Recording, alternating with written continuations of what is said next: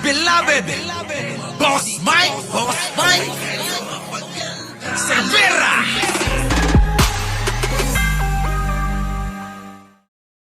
Naku, grabe ito. Nagpapapansin, Mayor Magalong. Binanatan si Ninong Martin. Ay, nako, ito na mga kababayan ko. Yan. Sabi ni Ninong Martin dito, we must unite and heal as nation. Dapat tayong magkaisa at maghilom bilang isang bansa. Abay, tama naman yung sinasabi ni Ninong Martin. Tama naman yung panawagan, di po ba? Di ba? Di ba? JJ Sales. JJ Sales, ayan na. Charlie Whiskey. Kita mo, no? Buti na lang Charlie Whiskey, kay nahimasmasan na. Eto mga kababayan ko, sabi ni Ninong Martin ko, nako, we must unite and heal as a nation. Dapat tayong magkaisa at maghilom bilang isang bansa. Ganda naman ng sinabi ni Ninong Martin, di ba? Ay!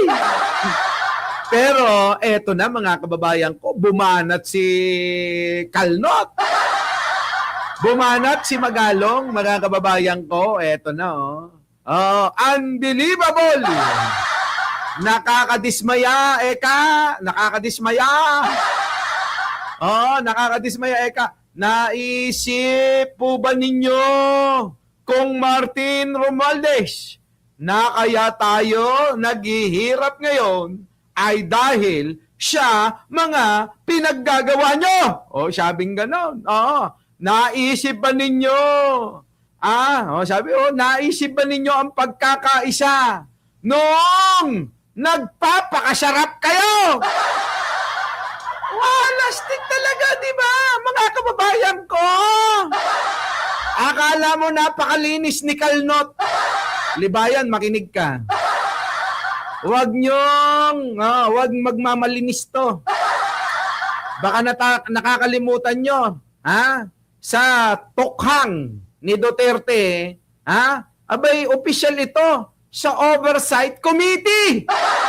Tama ba yun, mga kababayan ko? Ito na si Nyulo. Nyula! Mike, mahal kita katulad ni Mima, balik loob ka na.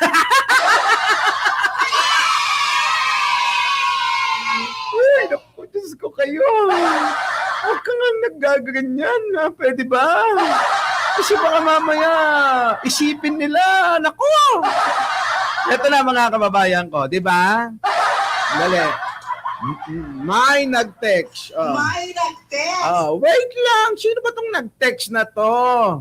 Mga kababayan ko, balikan natin to si Kalnot.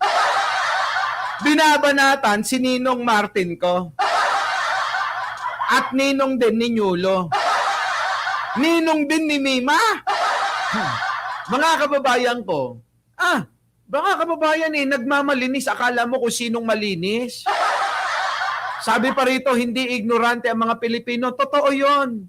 Oo, Magalong. Mayor, totoo yon. Hindi ignorante ang mga Pilipino. Alam namin, na ikaw ay naging oversight committee head nung panahon,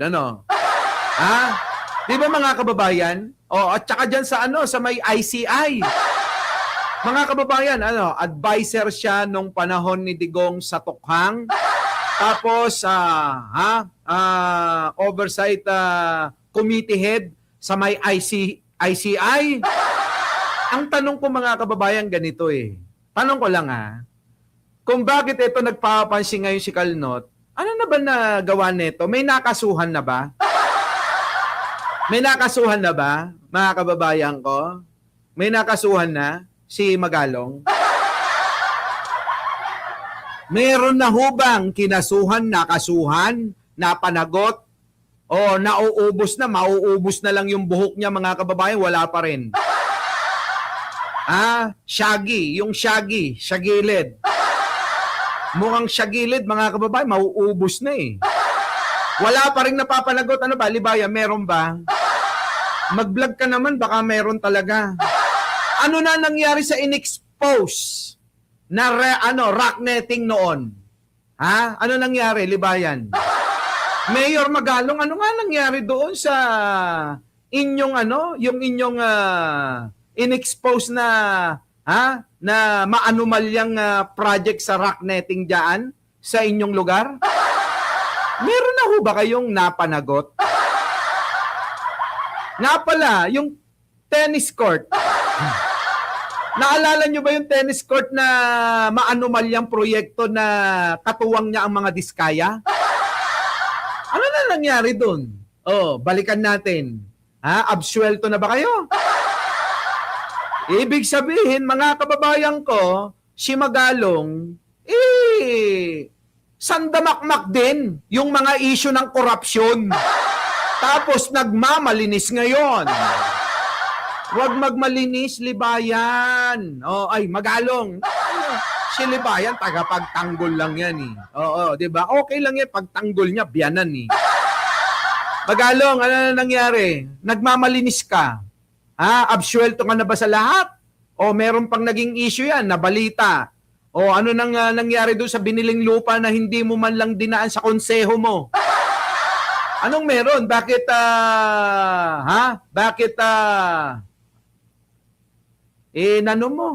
tinulayan mo, ano ba tawag doon? Hindi mo raw sila kinonsulta. Binaypas mo raw sila. Oo, yun, di ba? Binaypas niya yung kanyang mga konsyal daw. Doon sa balita. Kita nyo. Ganun ho yung mga gawain, di ba?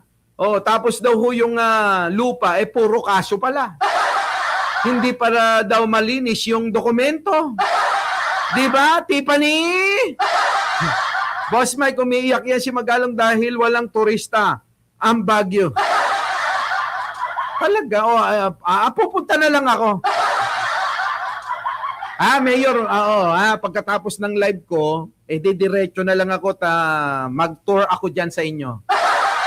Di ba, no? Pala desisyon yun. Tama, JC. Di ba? So, ibig sabihin, mga kababayan, ang dami rin nitong may mga in-expose, may mga sinabi, may mga chinismis. Kaya tandaan nyo, pwede nang ang tawagin na panot na marites.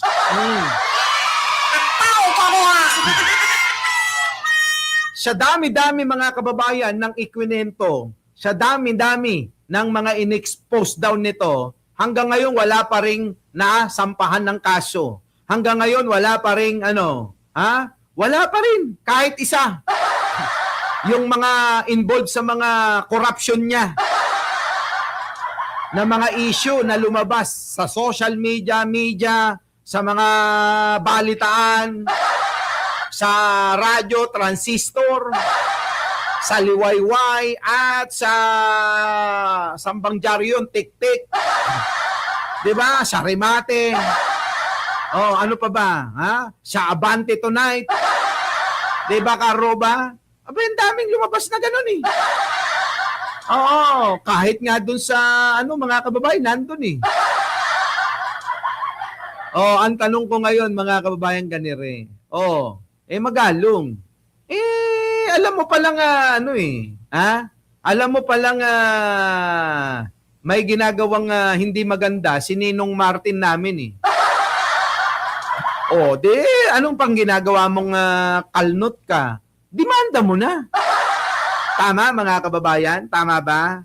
Kung alam mo pala, sabi mo nga dito, unbelievable, nakakadismaya. Naisip ba ninyo, Kong Martin Romualdez, na kaya tayo naghihirap ngayon ay dahil sa mga pinagagawa nyo? Alam mo pala eh. Di kasuhan mo si Martin. Tama ba yun, Attorney Libayan? Puro lang ito, marites eh. Kaya ang tawag sa kanya ngayon eh, pambansang panot na marites. Si Magalong, mga kababayan, pambansang panot na marites. Ngayon, maniniwala ako sa iyo. Sige nga, idemanda mo nga si Martin Romualdez. Pinaparatangan mo eh. Paratang ka ng paratang, oh. Demanda mo na. Tama, mali. Oh, demanda mo nga. Ang dami mo nga hanas eh. Itong panot na marites na to eh. Diba? O, ayan, o, naisip ba ninyo ang Ayan, o, naisip ba ninyo ang pagkakaisa noong nagpapakasarap kayo? Hindi ignorante ang mga Pilipino. Diba, mga kababayan ko? Idemanda mo na para matuwa naman ako sa'yo. Ang tao ka mo ha!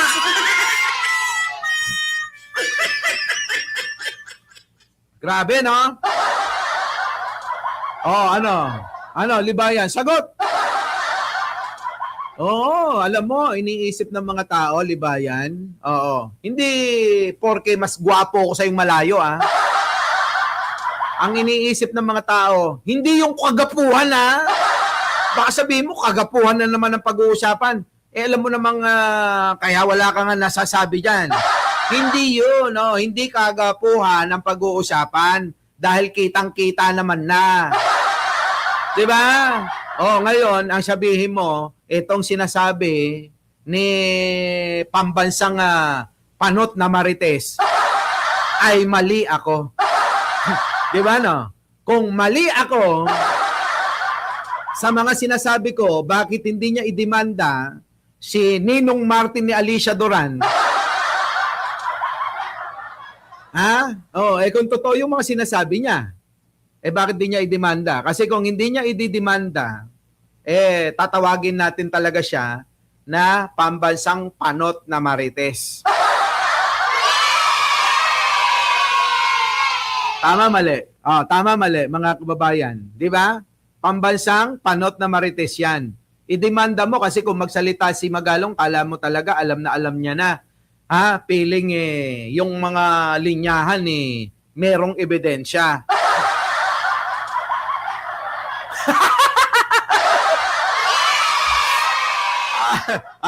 Feeling JJ Salis, no? Feeling may ebidensya. Di ba, no? Mga kababayan, Lolita Salazar. Kayo. Di ba? Ako pagka kasi nag-vlog, meron akong reference. Oo. Meron akong pagbabasihan na bibigyan ng reaksyon. Hindi yung katulad nito kay Magalong. Oo. Di ba? Puro lang salita, puro lang kuda. Pambansang panot na marites ni Eugene Pahota. Daldal kayo ng daldal dito kay Martin. Sa mga linyahan, mga kababayan, nakala mo talaga alam na alam yung mga katotohanan Pero ngayon, wala talaga Di ba? Alam mo na nga malapit na ngang ilaglag ni Pangulo Ang tao ka mo ha!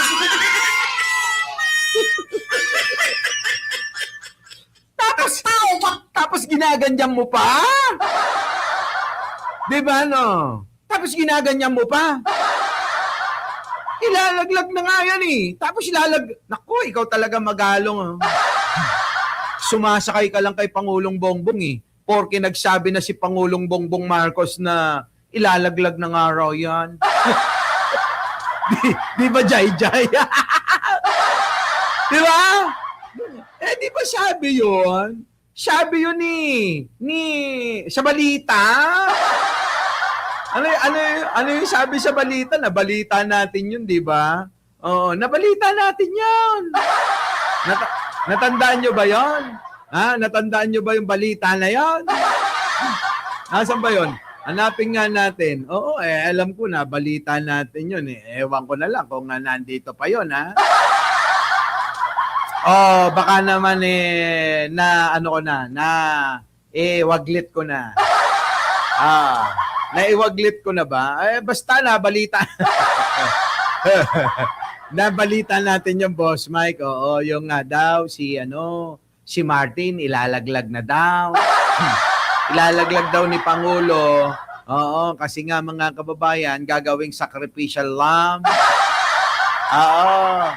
Tama ba mga kababayan ko? Tama ba yon? Ewan ko kung naabutan niyo yung balita ko na yon. Di ba? Oo, Boss Mike, huwag kang fake news, hindi Ay, nako, hinahamon ako ni Marjorie Tabok-Tabok, nandito na, oh. Pinagtatanggol ko kanina si Martin kay Magalong eh. Di ba? Pinagtatanggol ko kanina ba? O, andali hanapin natin, Boss Mike.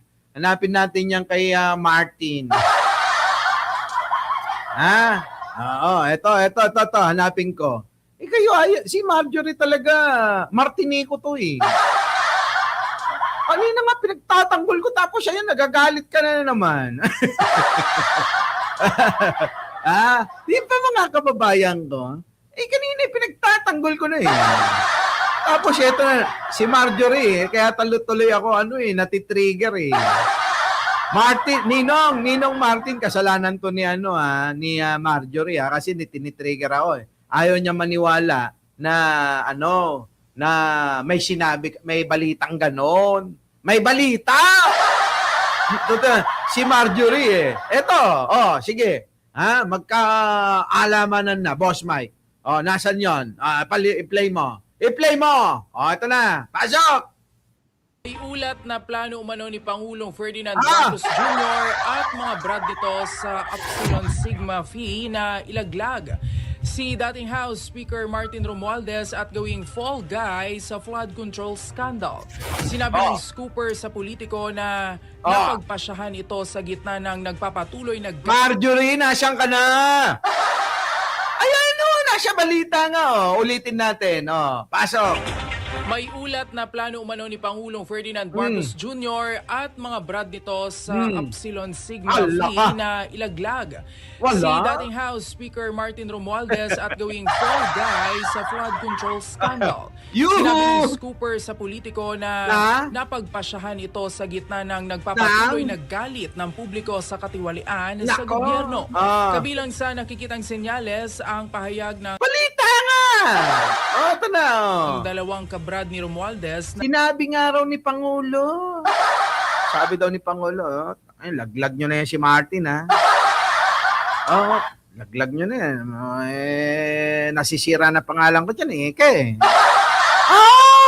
sabing gano'n. Sabi alam mo na, Boying alam mo na alam mo na, John Vic. Alam mo na, Boying laglag nyo na yan si Martin Kasuhan nyo, huwag nyo poprotektahan, hindi porke brad nyo yan Ayan na nagsasalita na Ulitin natin, game. May ulat na plano umano ni Pangulong Ferdinand Marcos Jr. at mga brad nito sa Upsilon Sigma Phi na... kita may ulat daw na plano daw ni Pangulong Bongbong Marcos. Maliwanag, maliwanag. May ulat. Hindi nga! Ito na. Sige, tuloy. Ilaglag si dating House Speaker Martin Romualdez at gawing fall guy sa flood control scandal. Sinabi ng scooper sa politiko na napagpasyahan ito sa gitna ng nagpapatuloy na galit ng publiko sa katiwalian sa gobyerno. Kabilang sa nakikitang senyales ang pahayag ng dalawang kabrad ni Romualdez na hindi nito poproteksyonan ang mambabatas sa prosekusyon. Nauna nang sinabi ni Interior and Local Government Secretary John Vic Rimulya na plano na ng kanyang kapatid na si Ombudsman. Puntahan mo sa Abante para makita mo kasi. Sa Abante, puntahan mo Abante News, nando doon. Dali na, puntahan mo na, Marjorie. Si Marjorie parang DDS to sige na, tuloy. Jesus Crispin Rimulya na kumpiskahin ang ari-arian ni Romualdez kahit wala pang kasong isinampa rito. Malulungkot sila Mima tsaka si Nyulo neto. Romualdez ay unang kinaladkad ni dating Ako Bicol Party List Representative Zaldico sa katiwalian ng akusahan na kumikak ng 56 billion pesos sa flood control scam. Kita nyo?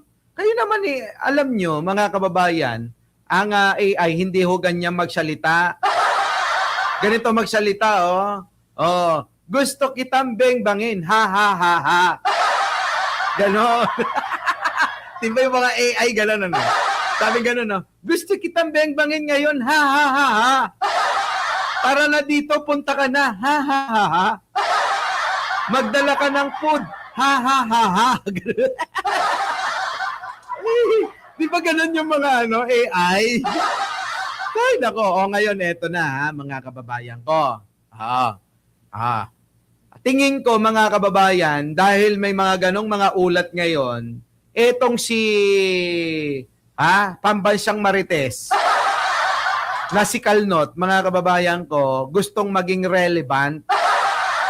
Tingin ko gustong maging relevant ngayon ni Kalnot kasi nga may mga ganong ugong-ugong na mga balibalita. Kaya eto na ngayon, sumasawsaw. Alam nyo naman to di ba? Di ba mga kababayan? Alam nyo naman di ba? Di ba?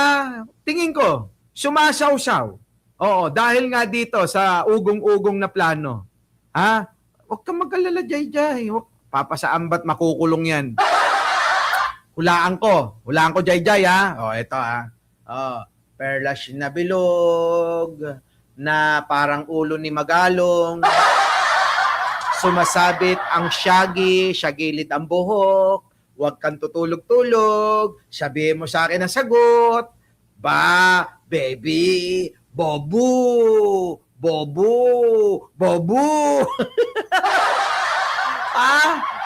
ang manghuhula sa Quiapo, sabihin mo sa akin ang sagot, makukulong, kita mo, makukulong daw. Makukulong daw si Romualdez. Kailan? Baby, bobo, manghuhula sa Quiapo, sabihin mo sa akin ang sagot. Hindi matatapos ang termino ni Pangulong Bongbong Marcos, makukulong si Martin Romualdez. Ayan sabi na sa hula yan. Pau ka buwak!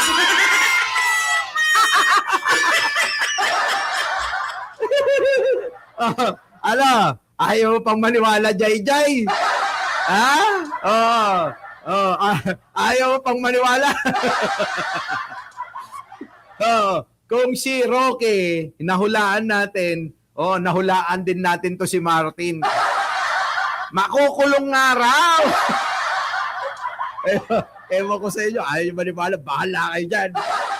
Basta sinabi ko na sa inyo, wala na akong magagawa. Basta to si Magalong, wala ito. Umiepal lang yan. Kaysa naman Magalong, ikaw, kung ano-ano sinasabi mo. Hindi, lalong lumakas yung agimat ko, Jay. Kasi, nung Biyernes Santo, hindi ako nag-vlog. Pinalakas ko yung aking kapangyarihan sa panghuhula. Pinalakas ko. Ang strong ngayon Strong Ilocanong Igorot. Sabi nga ni Norman Mangusin, di ba?